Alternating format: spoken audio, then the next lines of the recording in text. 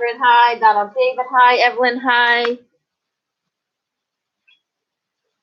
Dasha, hi.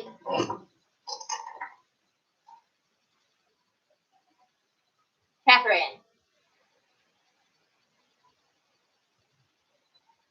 Yes, you get out your history books, and we're opening to page 197. History books opening to 197. You should be seeing a really pretty picture up on the screen. So if you're seeing it, give me a thumbs up. If you're seeing the picture, give me a thumbs up.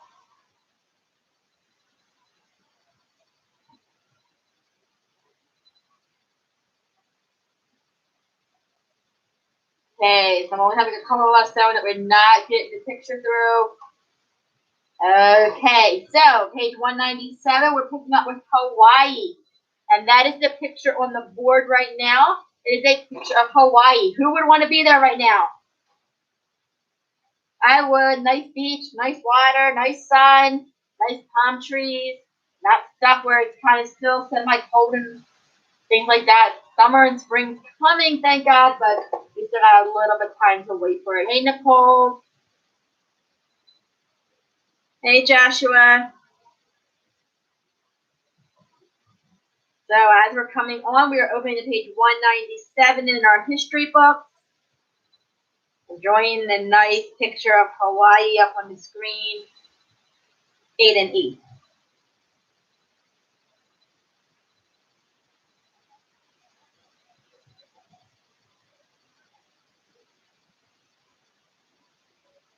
Stuff, yeah. So, like, not right now, but it would eventually one day be nice to go. Okay, so Hawaii. We learned about yesterday Alaska, and Alaska was our 49th state to enter the Union. And Hawaii is the 50th state, so that means Hawaii was the last state to enter the Union or enter the United States. So let's look at some things about Hawaii. Other than it's really beautiful, let's look at the map of Hawaii. Here's the map of pretty much almost all of the island, well, a good amount of the islands in Hawaii. However, there's 110 islands that make up Hawaii. They get their name from the largest island that is named Hawaii. But all of these other ones up here are all part of Hawaii. Actually, Honolulu, which is over here, is the capital of Hawaii. Oh, right there. Hawaii, the big island, is right here. So a total of 110 islands make up the island of Hawaii. And it is in the Pacific Ocean. It's right off the coast of California. Now, when I say right off the coast of California, I don't mean California's right here. California is actually 2,000 miles away from Hawaii. So if I went and I traveled to Florida, Florida is about 1,000 miles or a little bit more to Orlando from here. So that would be like me traveling to and from Florida one time. That's the distance between Hawaii and California. Dasha.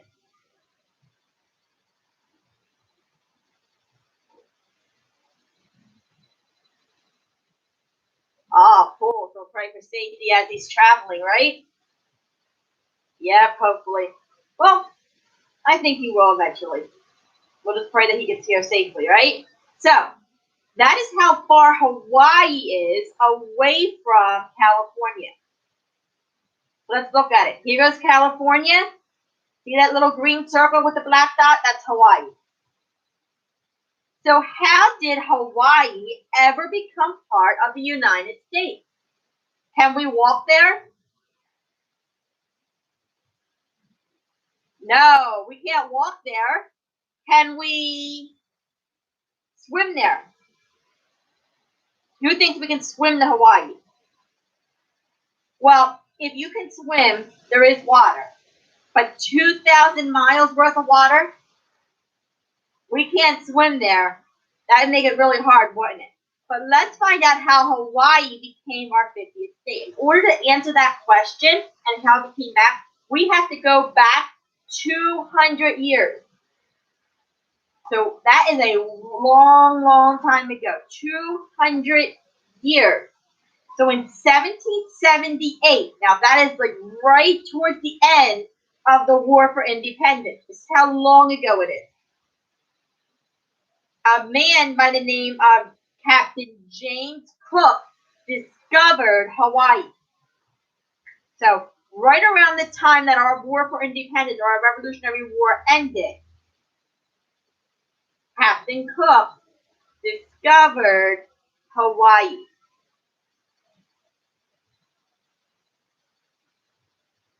So, everything okay, Catherine? You good? Okay. So, in 1778, Captain James Cook discovered Hawaii. For the next 40 years, English and American explorers, adventurers, trappers, and whalers stopped the Hawaiian Islands for food and supplies on their way to and from China. Well, if we go back and look at the picture, if people are going from here, if they're going to China, they're actually going this way. And since at that time, the Panama Canal wasn't built, so there was no opening right here, you would have to travel from here down around South America and up to China, or you would have to travel this way down around Alaska to China. So either way, you had to travel a good distance. So people traveling around South America to China would often stop at the Hawaiian Islands for a break to get food and supplies and things like that. The visitors had a deep influence on the Hawaiian people who for years have been worshiping false gods. Contact with people who believed in the one true God made the Hawaiian people want to find out more about God. In 1820, Christian missionaries began arriving in the Hawaiian Islands from America. The Hawaiian people were ready for the message of salvation, and many accepted Christ. Many Christian churches and schools were started. Other Americans came to Hawaii to raise pineapple and sugarcane. With a raise of hand, who likes pineapple? Okay, a lot of us do. I like eating pineapple if I put it in cake or on pizza. But that's about it. I won't just sit there and eat a normal pineapple by itself, but it is good in stuff. They hired islanders to work their fields, and most of the crops were sold to the United States. Soon the islanders began to depend upon trade with the United States. And as the years passed, Americans who were living in Hawaii wanted the islands to become part of the United States. So in 1898, the Congress voted to make Hawaii and a territory like Alaska. Remember we talked about yesterday about Alaska and how Alaska as a territory, could they elect their own governor? Yes or no with a shake of the head. Could Alaska as a territory elect their own governor? No, good job. The United States government elected theirs. Well, that was the same with Hawaii. Hawaii, because it started out as a territory, couldn't elect their own governor, but it came under the protection of the United States as a territory. Still, like the people of Alaska, the people wanted their land to become a state. So in 1959, the Congress voted to accept Hawaii as our 50th state. And if we actually go back, Alaska and Hawaii were both accepted as a state on the same year. Which one, with a raise of hand, was accepted first?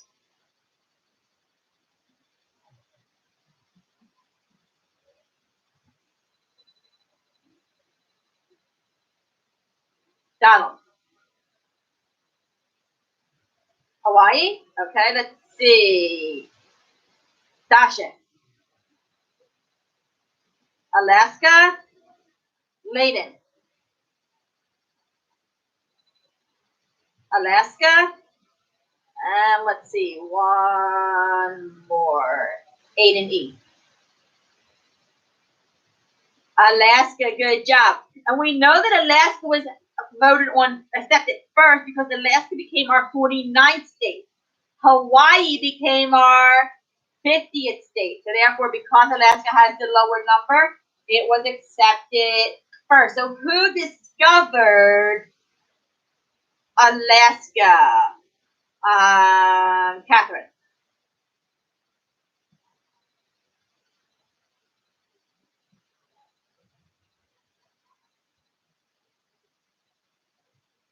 Dasha. Captain James Cook. Good job. How far is Alaska from California, After dark?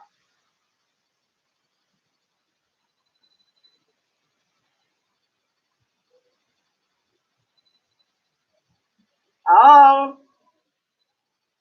who knows the number of miles that Alaska is from California? Donald. 2,000 miles. That's traveling from here to Florida and back. One time. How many islands make up the Hawaiian Islands? Layden. Okay, not exactly.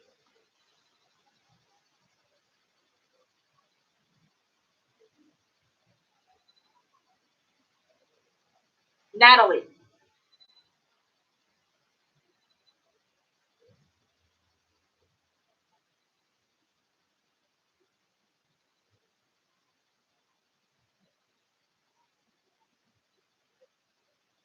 Caitlin, how many islands make up the Hawaiian Islands? Caitlin.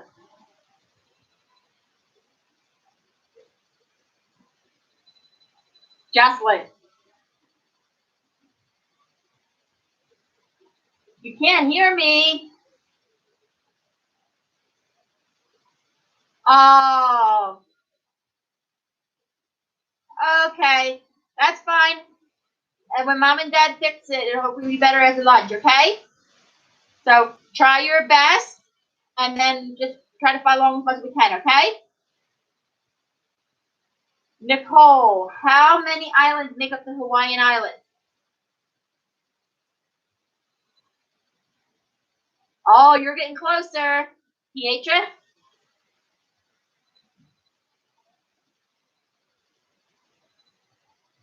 110. Good job. So there's 110 islands that make up the Pacific, not the Pacific Island, the Hawaiian Islands.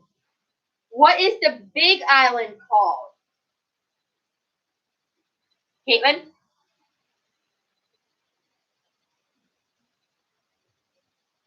No. The big island called. Aiden? Hawaii. That's how Hawaii gets its name from the biggest island in the group of the 110. What did they used to grow in Hawaii? What would they grow in Hawaii, Dasha? Pineapples. Good job. So let's go after we're going to review from yesterday. William Seward. What did William Seward discover? Not gold, not any of this stuff. Somehow it just, there you go. What did, there you go. William Seward discover Athendel?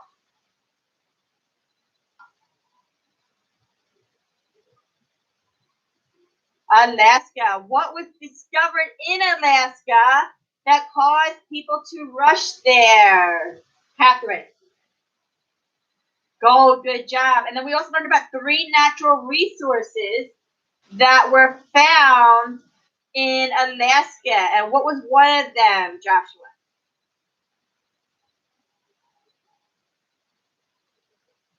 Natural gas. This is a burner on a stove, and for one to use gas as to heat their homes and to make their stoves work, it'd be called natural gas. So, there are some of the natural resources that was found in Alaska that also helped to make Alaska profitable. Remember when they first said about Alaska, people made fun of SeaWorld because they figured it was just a big thing of ice, a big land of ice. Instead, was that really what it was? No, it wasn't. So, that is actually our history for today. So let's go to the back of our history book. So we're going to go over, actually let's start going over our presidents. We're going to read through our presidents. Go to page 256 in our history book. 256.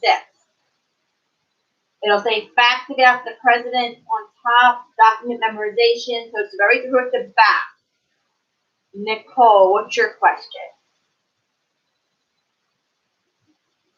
Okay.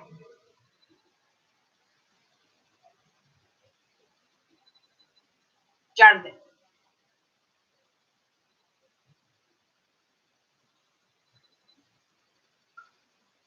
Natalie.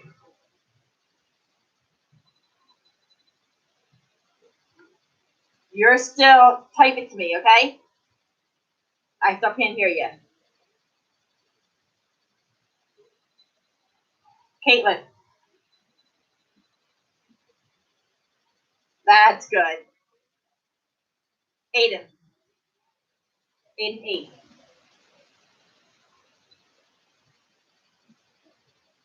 Because this book was written before he became president, so we're going to add him.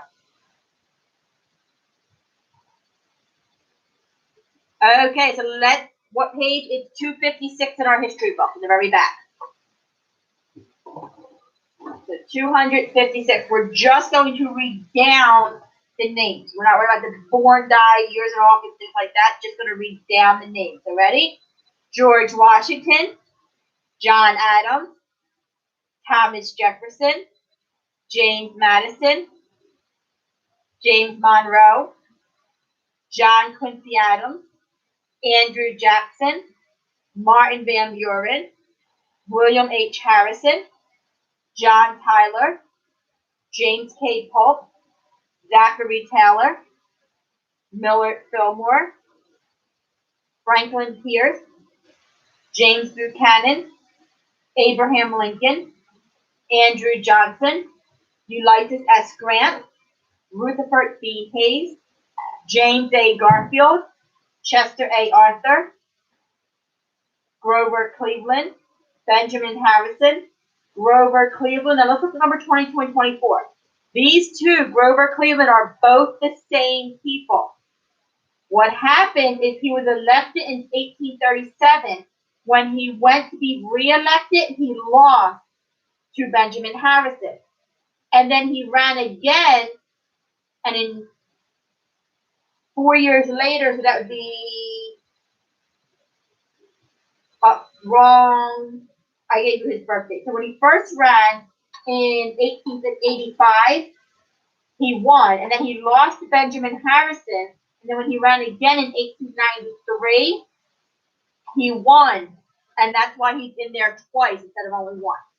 William McKinley, Theodore Roosevelt, William H. Taft, Woodrow Wilson, Warren G. Harding, Calvin Coolidge, Herbert Hoover, Franklin D. Roosevelt, Harry S. Truman, Dwight D. Eisenhower, John F. Kennedy, Lyndon B. Johnson, Richard M. Nixon, Gerald Ford, James E. Carter, Ronald Reagan, George H. W. Bush, William J. Clinton, George W. Bush, Barack Obama, and Donald Trump. So if you look at number 43, George W. Bush and George H. W. Bush. George H. W. Bush is George Bush's father. So they're actually father and son. If you go back to number 26, Theodore Roosevelt and Franklin D. Roosevelt. Franklin D. Roosevelt is Theodore Roosevelt's nephew. And if you actually go all the way back to numbers 2 and number 6, John Adams and John Quincy Adams. John Adams is John Quincy Adams' father. So they are related in here. So we actually are done about 4 minutes early, so you get an extra 4 minutes on your lunch. Sound good? So I'm going to end the class now. get an extra 4 to 9 minutes on your lunch. Enjoy your lunch, and I will see everybody back at 1:30 for health. Okay? Catherine,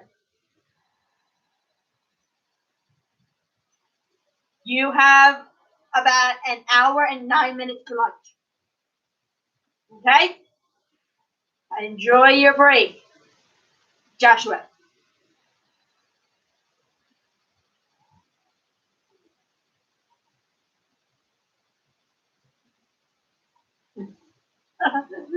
That would be nice if there's a way to do two separate things like that, but unfortunately, you're missing playing and talking with your friends, aren't you? I don't blame you. It is hard not being able to do that. Sasha.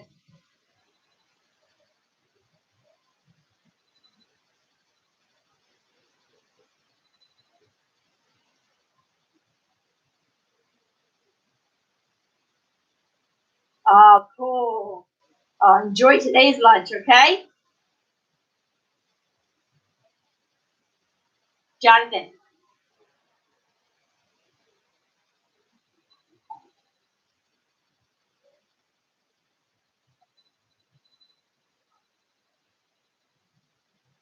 True. Enjoy your lunch, okay? And I will see you all back in about about an hour and 5 minutes at most, okay? Have a good one.